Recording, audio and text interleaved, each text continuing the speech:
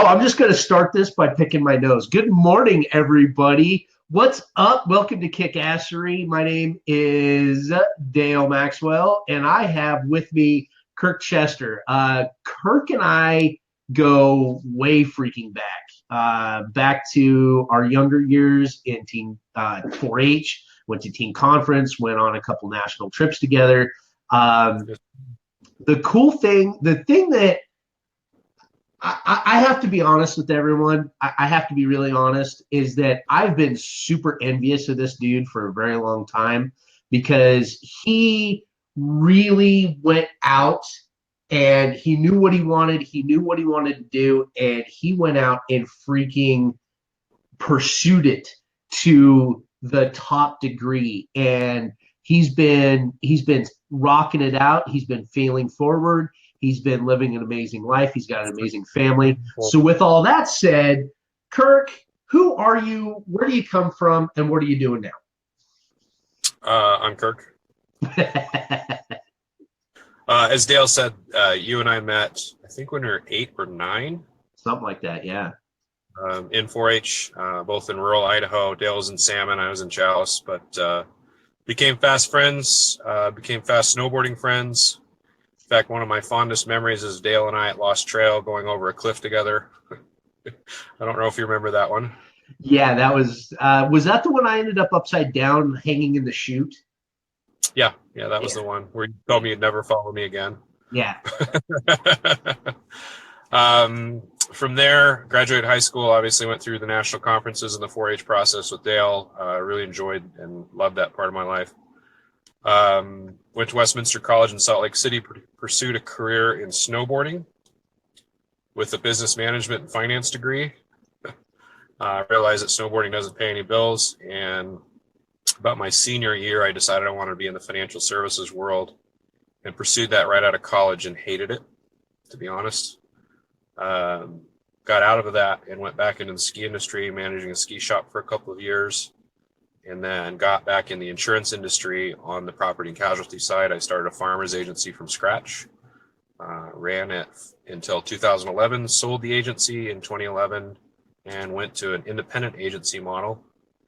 And now I manage a brokerage with 10 folks. We're growing at a pace of about 100% a year right now, so pretty exciting about that. Man.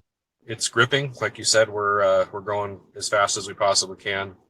Married my wife, who I met through a referral, oddly enough, in BNI. So anybody that says BNI doesn't work, I'm a standing example that can create children. That's new. I love it. So 2 kids, a 9-year-old beautiful daughter and a 6-year-old boy. My daughter is the daredevil like me. My son is more timid like my wife. Right now, I'm sitting in a parking lot at the Department of Natural Resources in Salt Lake City. I got an Avalanche 1 motorized class together because I spend a significant amount of time in the backcountry and always wanting to get better and learn and be safe so I can come home with my family. So I don't know what else you want to know about me. Well, other than your shoe size and lotto numbers, I think that pretty much covers it. Size is 11. They don't sell tickets in Utah. Oh, well, there you go. Well, that's not going there, not saying a word. So here's the thing, man, is one of the things. I come from small town Idaho. You come from smaller town Idaho. And you want to, folks out here in the East or the Midwest don't understand how rural we really are out there. They don't understand how far apart things are and how financially stagnant those communities are. And I can honestly say, out of my close friends, you have career-wise, financially-wise, succeeded probably as good as or better than anyone else coming from Chalice or Salmon or any of those communities. And that's a huge feather in your hat, man. But here's the thing. You've worked your freaking tail off to get there, though, too. Yep. And you've had some more successful than anybody, but like you said, fail forward. Right. Absolutely. And not getting into dirty laundry, you've had some pretty big fail forwards. And the thing that I love about you and I'm so proud of you for and I respect you so much for is a lot of people when they fall as flat on their faces as you and I have in several aspects of our life, they just lay there. Yeah. They just lay there. They're done. You have not. You're like, screw you. Now watch me go. And that's super exciting, man. It's been an interesting process. I'll admit that. I mean, I don't care about airing my dirty laundry. I lost a home deed in lieu of foreclosure, bought a bad investment property. I've had business partners that were less than desirable, multiple litigations through the process. But, at the end of the day, you become a better person, learn from it, grow, learn who your trusted partnerships can be, learn to trust yourself and be confident in who you are. Um, as I don't know if many people talk about it, but to become an expert in anything, it takes about 10,000 hours of focused effort. Mm-hmm. Um, and I started in the insurance business in 2004 on the property and casualty side. And the reality is I learned how to be an agent first and sell insurance as a producer. And I've spent a significant amount of time now crafting the process of becoming a business owner, which is a different skill set. So when you start looking at that, your 10 years of hard work, knowing how to produce and develop relationships on the sales side of things, and then developing the processes to have relationships with business owners and markets and teach producers and coach and develop and those kinds of things. One of the things that you mentioned that's kind of interesting is when you talk about how rural we are, people always ask me, well, where the hell is Chalice? And the Right. running joke I've always said is, well, you drive into Idaho and it's about 35 miles past the end of the world. Yep.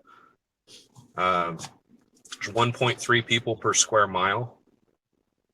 So if that gives you an idea, I think Custer County is one of the largest counties in Idaho.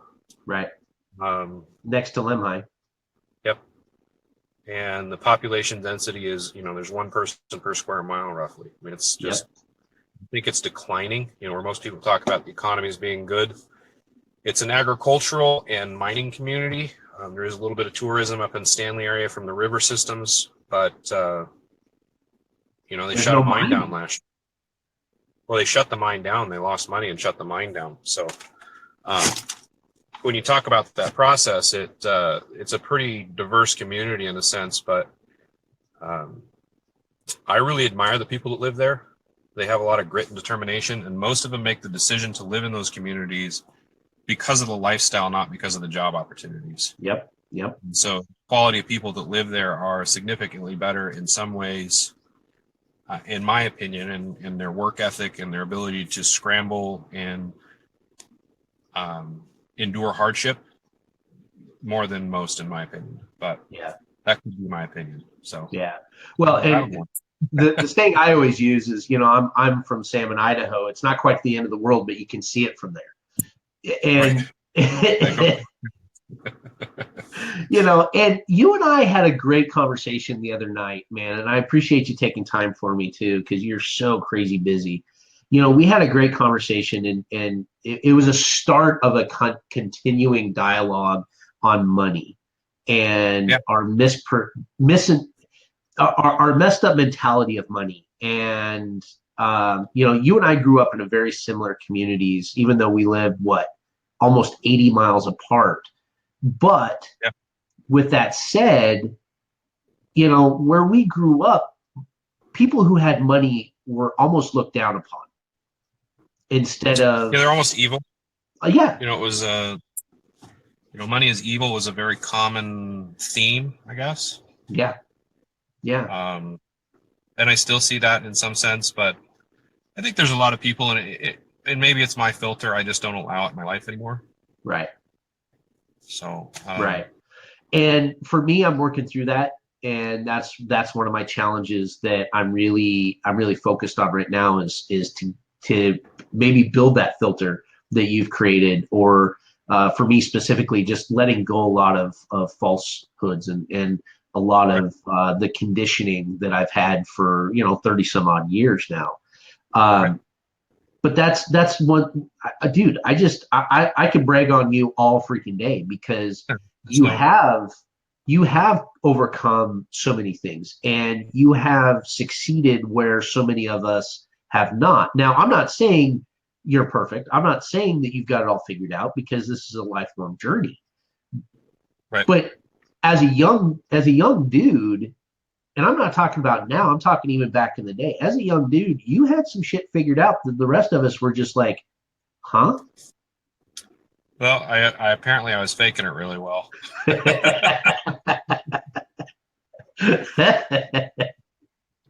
Well, I mean, because, Um, sorry, go ahead. go ahead. No, go ahead. I was just going to say, I mean, because I remember back in the day when we were in Primerica together. Yeah. And, I started I started with you. You hoodwinked me and said, dude, you're doing this. No, you don't have a choice. I drove all the way to freaking Salt Lake City to come down there. You took me out to dinner. We did our thing. I signed up. And then you even helped me find actually Vicky, who is on with me next week to go through that. And that was my first self-employed. That was one of my goals, is to own a business by the time I was 21 years old. And you helped me do that. It was network marketing, direct sales, but it was still a business. I was still responsible. It was a You, start. yeah, you got me on that road. You started me on that, and you saw that I had a want. I had a desire. What else you saw, I have no freaking clue at that time. But you're like, no, dude, this is an opportunity. This is something you can get your feet wet. And it was, I'm telling you, man, I learned a ton through that process. So thank you. Good. I learned that I didn't want to be in network marketing from that process too. Yeah, I think we yeah, both did. yeah. Well, and that's part of it, man, is learning what you don't want to do. And I feel that a lot of younger people, especially our generation and newer, I feel a lot of us were and are pressured to know what you are going to do for the rest of your life coming out of high school. And that's not the market anymore. We've got to figure out what the hell we don't want to do half the time, more importantly, than what we do want to do.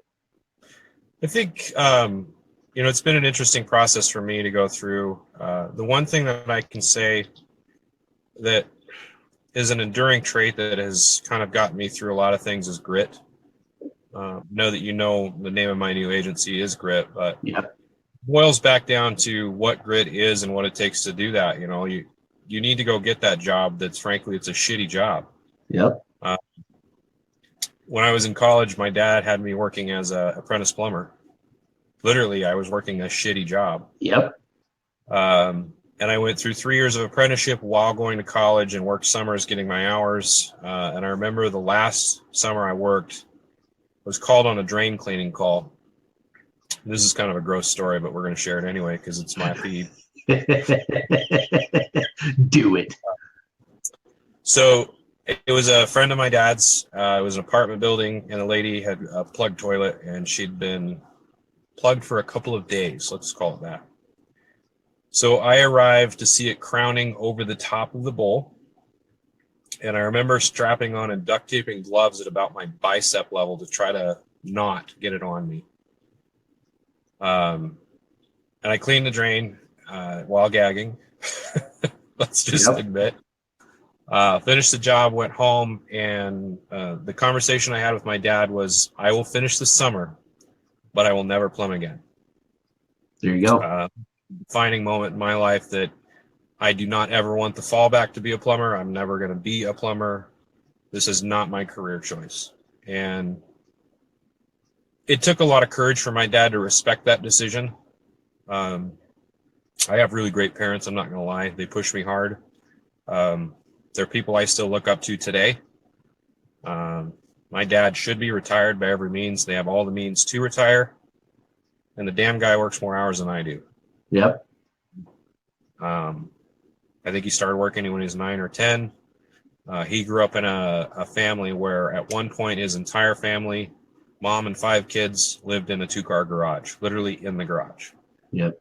So to see their work ethic and their efforts from my parents, both of them. My grandparents were ranchers, are cattle ranchers.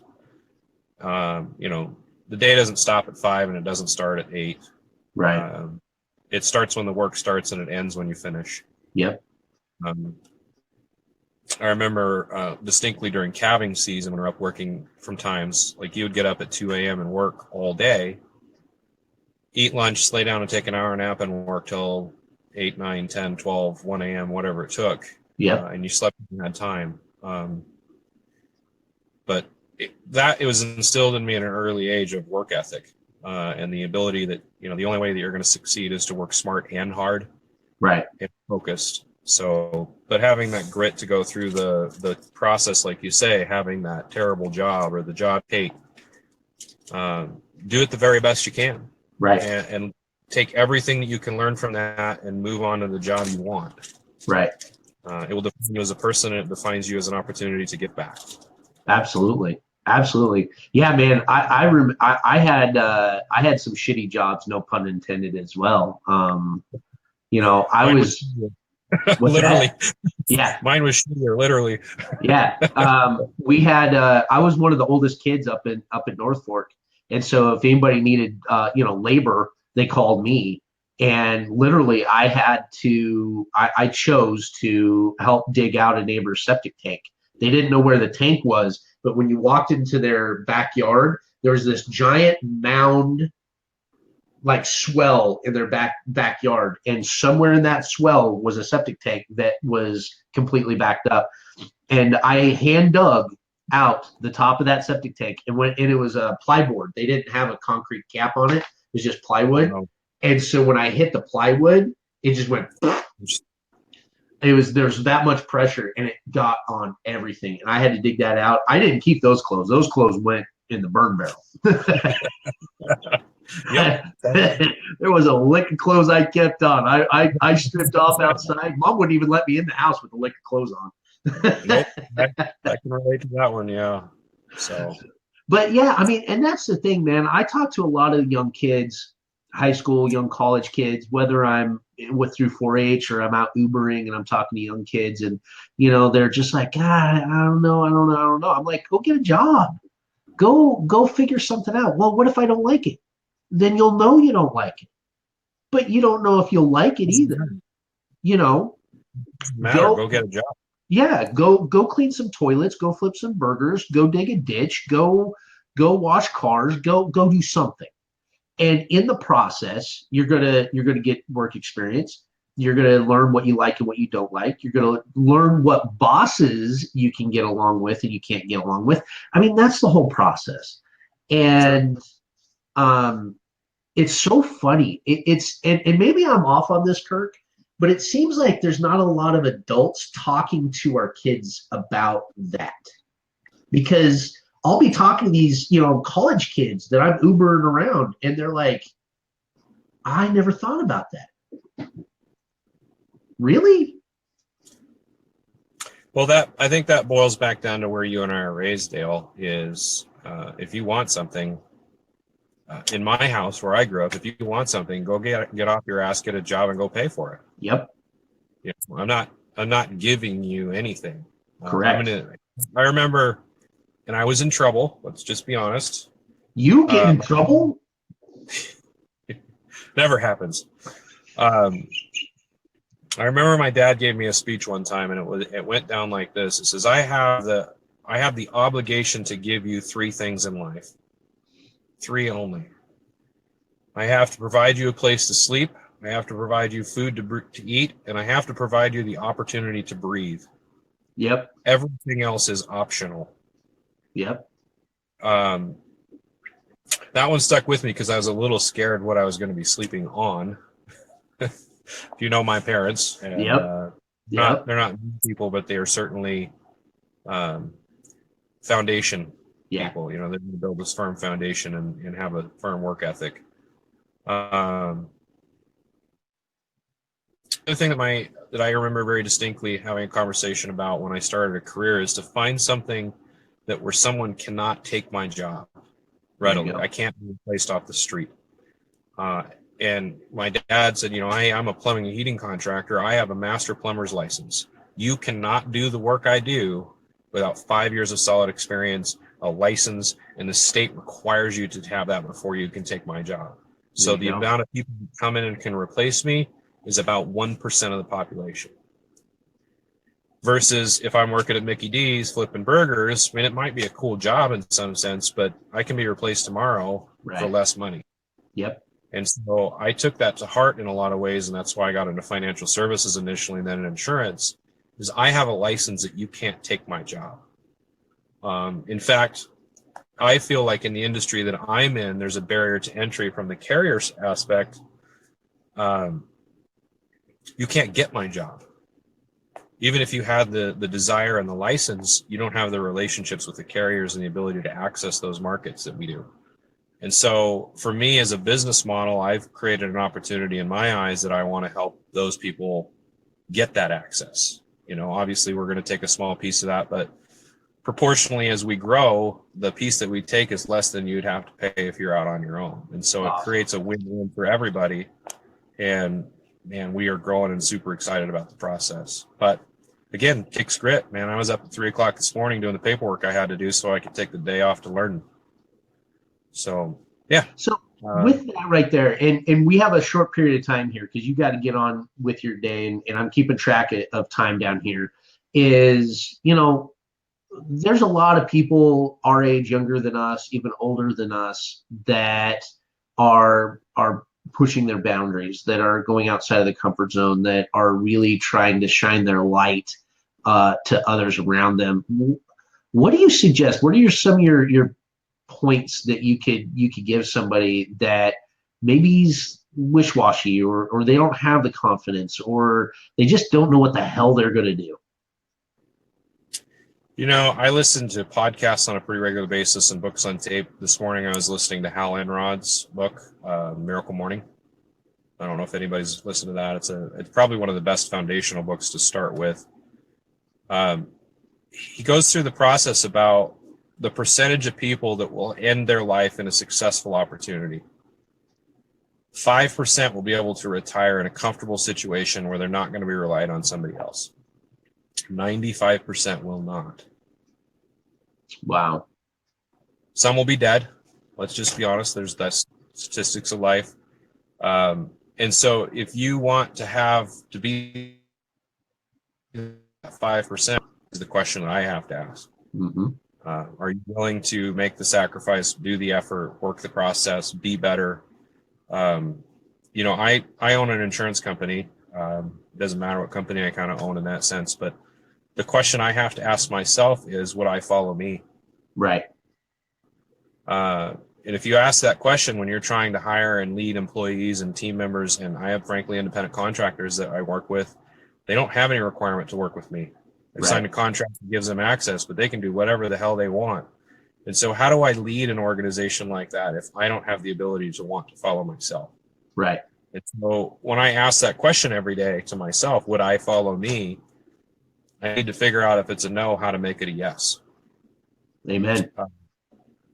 And frankly, that can be a really, really hard conversation with yourself. Something that, if you read the Miracle Morning, he talks about a process called SAVERS, SAVERS. It's an acronym.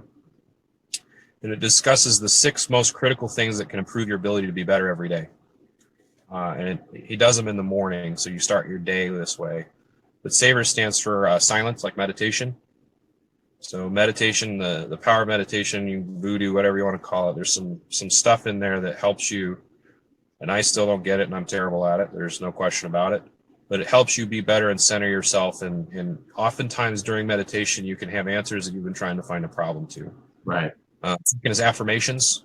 You can answer this question for me, is how many times do you catch yourself beating up on yourself negatively? Right. You're giving negative self-talk, or I can't do this, or this is shitty, or, like there's always that conversation. Well, when are you programming your mind to speak positively about yourself? Right. And so writing down affirmations and saying them daily is a big deal. Visualization. This has to do with goals, in my opinion. If you don't have anything to measure, how you know where you're going? And so creating a vision board and a goal board about where you want to be and measuring those processes is a big freaking deal. I can tell you last year, I set some major goals. I achieved all but one. Nice. 90%.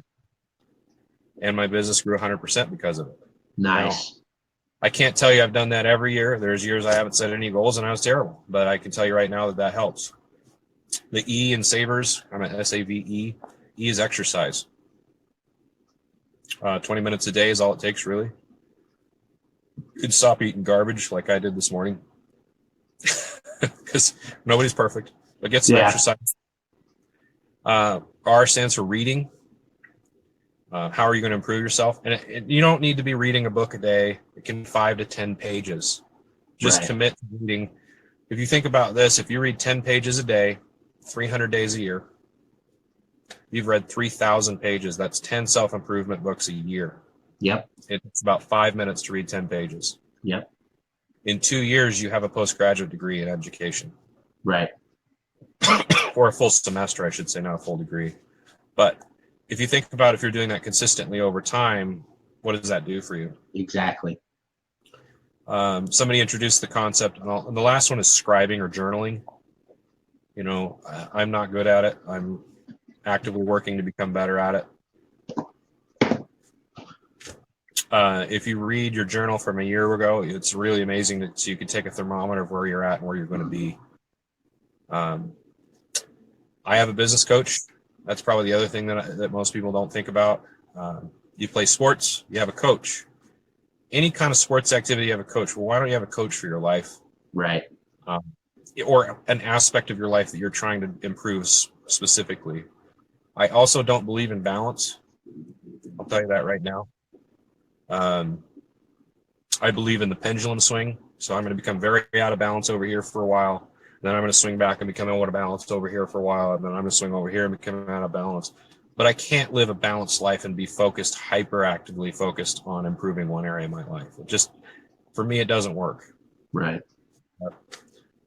Yeah. And then, grit, that's kind of a resounding term for me. The definition I use for grit is the ability to continue forward in difficult, uncomfortable circumstances while maintaining a positive attitude for months, years, or decades while focused on a goal. Awesome. If you've ever listened to or have an opportunity to listen to the podcast by Angela Duckworth, if you want to read her book, it's called Grit. It's a study about the dropout rate at a couple of the military schools and how they can measure that. It's the grit scale is what they developed, so pretty awesome. And then for me as a business owner, the GRIT stands for generosity, respect, innovation, and trust. If we can't have those 4 characters in our life, I don't want them in my life. There you go. So those are kind of the aspects that I look at. And move forward. Dude, or fail I love forward. Yeah. That's been like the motto of my life is just failing forward, and I'm okay with it. It's bothered me from time to time over the years, but it's my business school, Right. And but our time's up, man. I got to let you go. I promised you I was going to keep us to a certain amount of time, and I want to hold that promise. Kirk, thank you so much, man. You're such an insanely busy guy. You're kicking some ass. I really appreciate this. I'd love to have a follow-up conversation down the road. Fit us into your schedule any way we can. But for everyone else, guys, I really appreciate this. Kick-Assery is turning into something that's super exciting. I still don't know what it's going to be when it's all grown up, but we're just going to keep moving down this. I talked about this yesterday really shortly. I put out the call to everyone first of the year, and I have to readjust my schedule because I'm getting inundated with chats now, and it is amazing. It is next week. I kind of messed up, and I'm like having 2 chats a day, several days next week because I didn't adjust my schedule the way I should have. So, but guys, thank you so much, Kirk. Thank you, brother. I appreciate it. Go have an awesome day, and everybody keep smiling because somebody needs it. Talk to you guys soon. Go out and kick ass, team. All right, man.